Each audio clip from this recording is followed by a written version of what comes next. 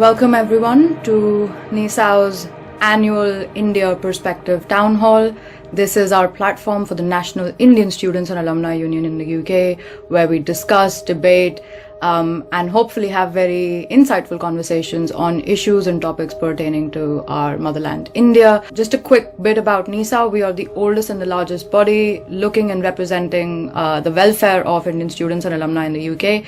My name is Sanam Arora. I'm the founder and chair. I'll be co-chairing our conversation today with Dr. Kamini Gupta, who is a lecturer at King's College London. Welcome, Kamini. It is also a moment for Republic Day. It's the week of the Republic Day of India. So let's just express and reflect on not only the achievements, but also where we're going with our country in terms of this vision of New India. But I will let Kamini talk about that. In 2019, we held perspective to mark Gandhi Jayanti.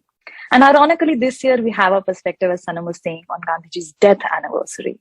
And it is partly this contrast, the vision for India that someone like Gandhiji had, and that of someone who supported his killing, that we are here to discuss today, this distance between these two visions. And it does feel like we have traveled a fair distance since then. And as the 75th year of our independence today, it seems like a good time to take stock of where India is and what the vision of a new India is. We will begin with opening remarks on the broad theme of what is your vision of a new India and how close to achieving it are we today? So let me start by inviting Saurabh to get us started, please. I think everybody who is in this panel and everybody who is organizing this, and I think most of the Indians who are living in the country believe that India has a huge potential of becoming a superpower and will soon become a superpower.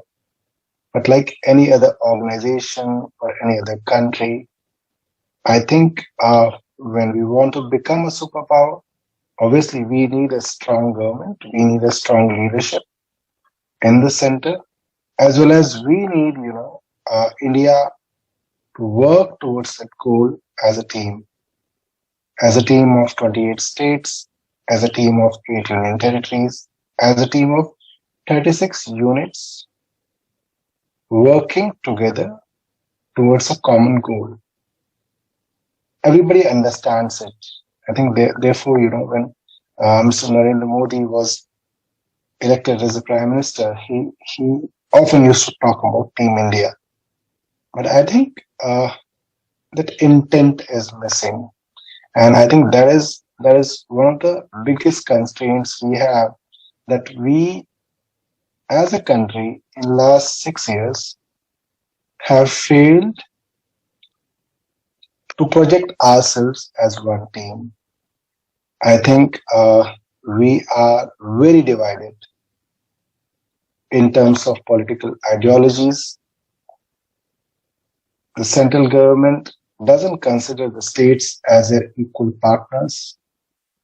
And there's not just division in terms of political ideologies. There are a lot of new divisions which are coming up in the society. If I think about, let's say, 2010, that was a very different India.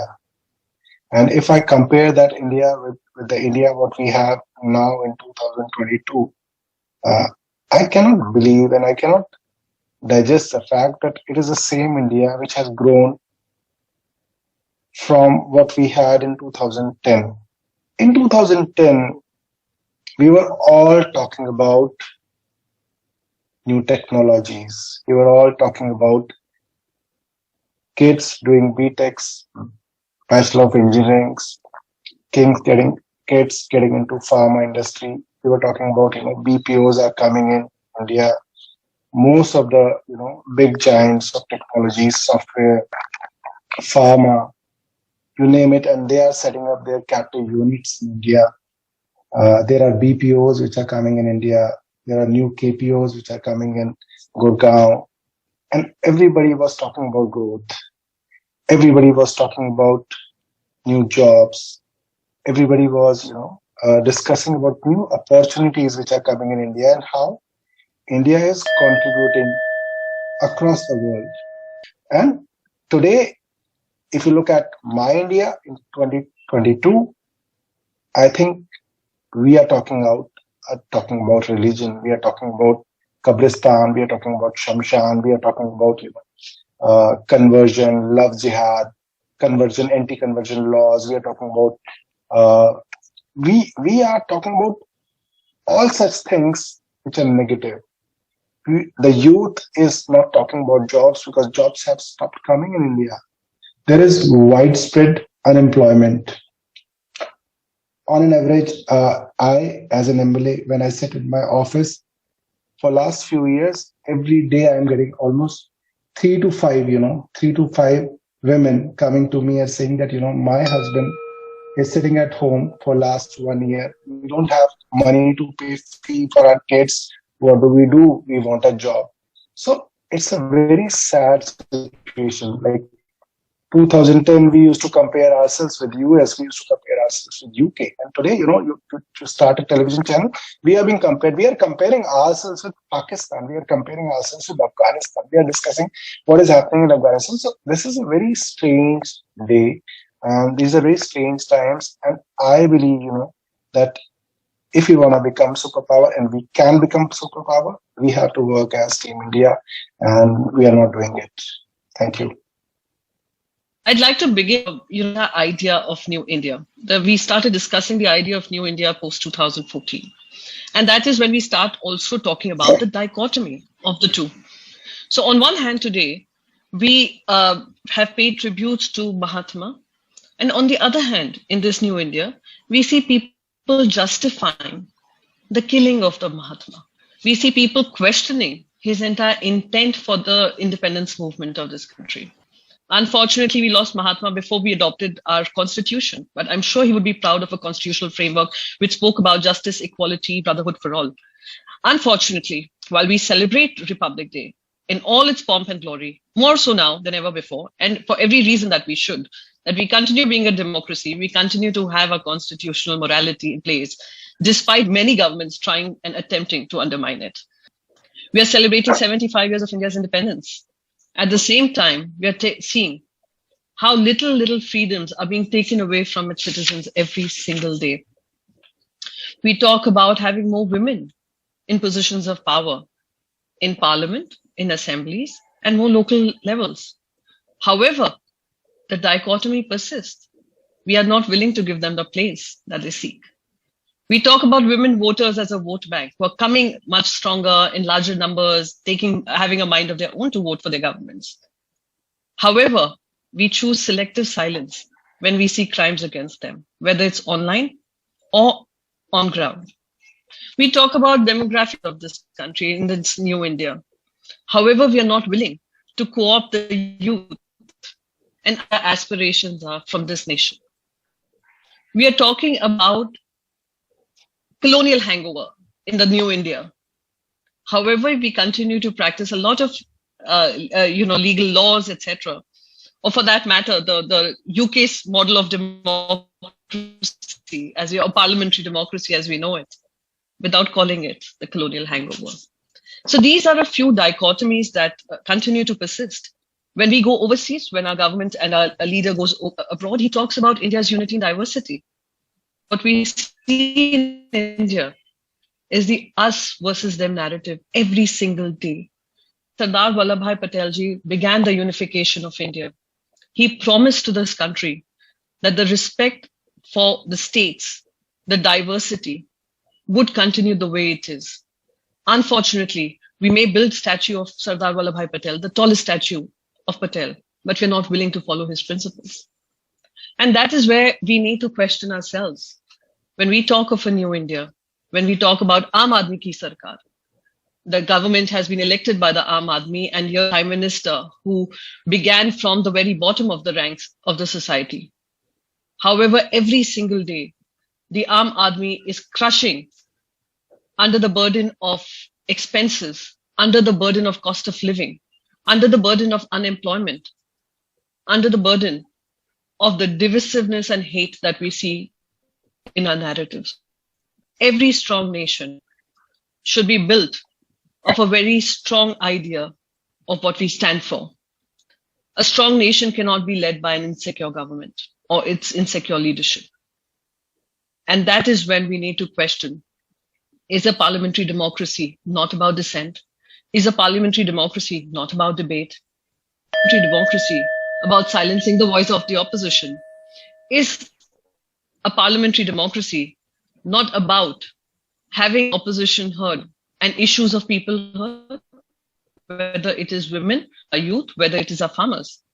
And in the recent past, we have seen how voices have been suspended. And that also brings me to this entire question of the democratic institutions, which are now being, everybody is veering into each other's territory. Today, we're celebrating what Supreme Court has said about the Maharashtra government and suspension of 12 MLAs. Little are we realizing that Supreme Court's judiciary's involvement in governance and legislative spaces is something that will continue. If we celebrate this, it could happen in Uttar Pradesh tomorrow, it could happen in Madhya Pradesh tomorrow. The new India needs to respect the old. It needs to respect its past. Because if you forget your history, you're condemned to repeat it again. I'd conclude my opening remarks by saying this. The new India is strong today because it is built on the hard work and toil of the old India. Thank you so much. Thanks very much, Priyanka. Very, very thoughtful reflections. And I'll come back to some of these during the panel discussion. But for now, I'd like to invite Ghanshyam, please, to make his opening remarks. Good evening to everyone from India in Delhi. Thank you so much, Nisao, for setting up this fantastic panel. When I first heard about the idea of New India, I did reflect on the phrase taken by the current establishment. And even at that time and till date, in my mind, New India is a phrase politicalized by those who are not excited enough about the values, mission, legacy of the India that we all belong to. We are a over 5,000-year-old civilization. We are also a democracy powered by the sacrifice of the Mahatma. Forever, every one of us, those in politics, those in civil society, or any walk of life, will always aspire to reach the benchmark set out by Mahatma for every citizen, for everyone who aspires to be a leader in the society and do something with a public mission. So I think that I have never been excited about the phrase New India, but I've always been excited about the values of India that I feel fortunate that we all inherited. And when I look at my own journey, I find numerous occasions to build the foundations for new ideas. I grew up traveling across the country. My father served Air Force. And through that journey, I found three values that hold dear in my political and public life. The first value was equality. In Air Force, in Defense Forces, there is an equality, there is a sense of pride of what you do. You are not given respect, or your respect is not diminished based on what you do. Second, the idea of nationalism. In Air Force bases, you come across people from all walks of life, different communities, different societies, and you realize that nationalism is the idea of immersing yourself into the nation, respecting everyone, and thinking about what do you bring to the table to make the nation better. And third is integrity. An institution where people are ready to sacrifice their life on the command of their commanders. Integrity is the essence of that institution. And I think in public life, integrity will always be the essence of any new vision that you want to add to the India that exists. But the India that exists also lives in her 700,000 villages, over 8,000 towns and cities. And when we look at that India, when we look at the headlines, what do headlines tell us? The headlines tell us that inequality is rising. Now we can feel despair about the fact that inequality is rising. Or we can look at ideas such as there hasn't been a better opportunity to spend in public education, to spend in public health, to spend in public spaces such that people can make communities a better, harmonious home for society. To find innovations that really challenge inequality to its core, that every child, every youth is more empowered than ever before. And fortunately, in the age of technology and data, this does not cost much. What it requires is a sense of community and brotherhood, that people feel safe and have the collective will to fight inequality. The second thing that we often think about is corruption in politics and governance. And we think about what can be done. Again, we can think that nothing is possible, or we can look at the fact that there are emerging leaders like Priyanka Chaturvedi ji here who are becoming voices of women. Politics in India will always remain vibrant because an entire generation of new communities is coming. They are coming. There will be more women in politics than ever before. There will be more people from marginalized classes and castes than ever before. There will be more communities, more new leadership in politics than ever before, and nothing can stop it. Then there are global challenges, national security, and so on. But again, I think that as a nation, we are powered by our thought leadership. As a nation, we are diverse. As a nation, we are very, very democratic, and we hold that ethos. As a nation, we are the nation founded by principle of Mahatma. So no matter how our borders look, we will always stand out, and be it our villages, be it our citizenry, be it our value system, be it our institutions, I always feel hopeful that the distinct advantage of being in this country will always safeguard us. I think the opportunity in politics for every one of us is to be inventive, to think about our mission as a public entrepreneurship, where we find resources, we find collective strength. We double down in our diversity and create a mission that serves the country and fights on every one of these issues together. With that, I rest my point. Thank you. Jai Hind. Thank you very much, Ghanshyam. We're still hoping Shazia ji from the Bharatiya Janata Party is able to join. But in that sense, can I now invite Kanhaiya Kumar, please, member of Indian National Congress, to join us? सबसे पहले मैं अपने सारे viewers का, listeners का, अपने सारे को पैनलिस्ट का और ऑर्गेनाइज करने वाले जो सारे सदस्य हैं, जो मेंबरान हैं, सबका मैं बहुत बहुत धन्यवाद करना चाहता हूं, आपका स्वागत करना चाहता हूं। अमूमन जब मैं अपनी बातचीत शुरू करता हूं तो अंग्रेजी में बातचीत शुरू करके मैं ये परमिशन लेता हूं कि मुझे हिंदी में बात करने के लिए दिया जाए, ये आग्रह करता हूं। लेकिन ओपनिंग रिमार्क में ही जो है ऑर्गेनाइजर्स ने कहा कि ये डिस्कशन जो है लैंग्वेज के आधार पर भी डाइवर्स होगा, और हमारे सारे पैनलिस्ट ने जो है अपने ओपनिंग रिमार्क अंग्रेजी में दिए हैं। मैं आप सबसे आग्रह करता हूं मुझे हिंदी में बोलने दिया जाए। एक तो ये है, दूसरा ये कि मुझे बहुत खुशी हुई कि हमसे पहले जो भी हमारे को पैनलिस्ट ने बोला है उसमें कोई ऐसी बात नहीं है जिससे मेरा कोई डिसएग्रीमेंट हो। तो मैं अपने सभी को पैनलिस्ट को धन्यवाद करना चाहता हूं।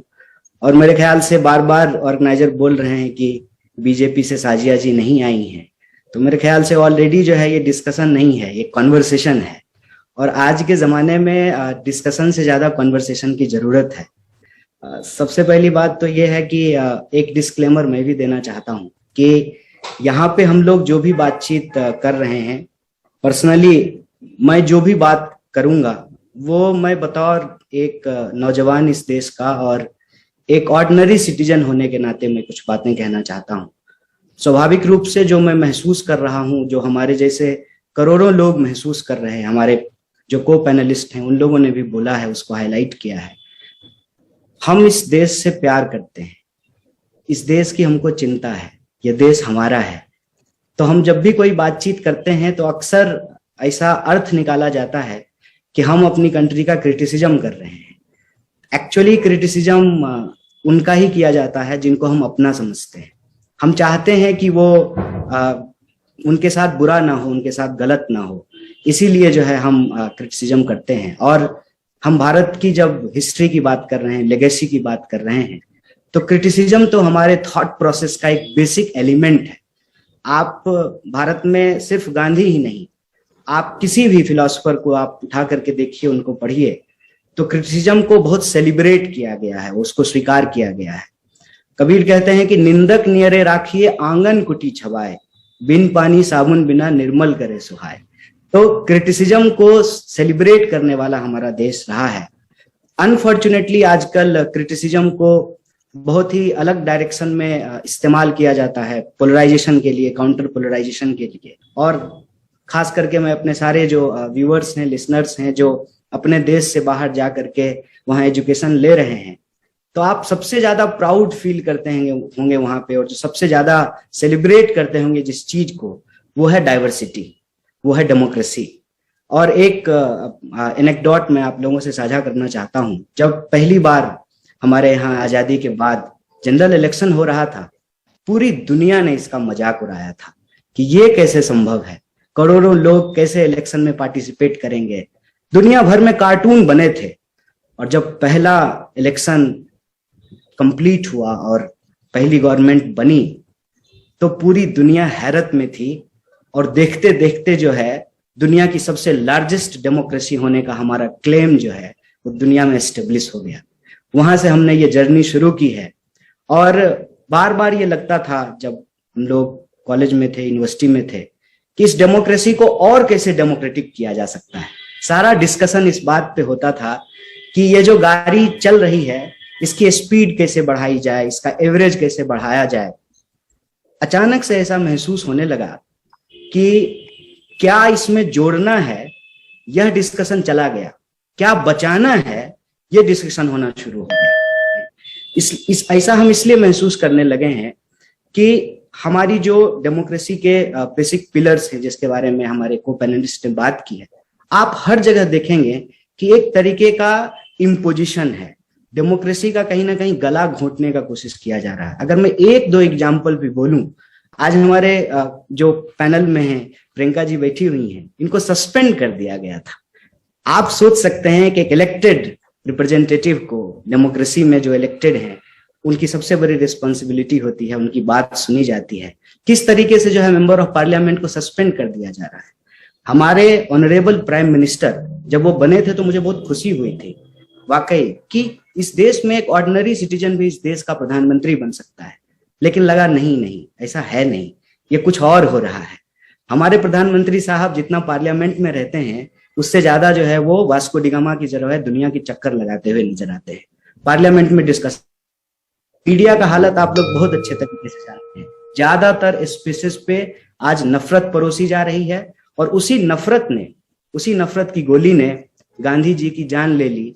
अगर आज हम गांधी को याद कर रहे हैं तो हमें सिर्फ उसी के साथ अपनी बात को बार बार उस दिशा में सोचना होगा कि यूनिटी एंड डाइवर्सिटी तो होती ही है, डाइवर्सिटी इन यूनिटी की भी बात करनी पड़ेगी।